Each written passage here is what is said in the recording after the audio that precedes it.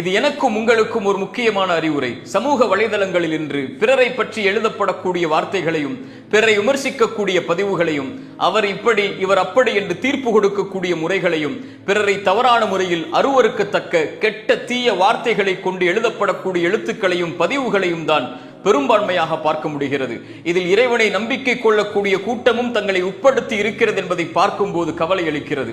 இறை தூதர் சொன்னார்கள், நீங்கள் இறைவனையும் இறைவன் உங்களுக்கு உயிர்கெடுத்து எழுப்பப்படக்கூடிய நாளையும் நம்பிக்கை கொண்டவர்களாக இருந்தால் நீங்கள் பேசினால் நல்லதையே பேசுங்கள் அல்லது வாய் மூடி மௌனமாக இருங்கள் என்று சொன்னார்கள். ஒருவன் பிறரை பற்றி எழுதும் போது அவர்களுக்கு அது எந்த பாதிப்பையும் கொடுக்காது. தான் யார் என்பதைத்தான் அவன் எழுத்துக்கள் பதிவுகளின் மூலமாக மக்களுக்கு வெளிப்படுத்துவதாக ஆகும்.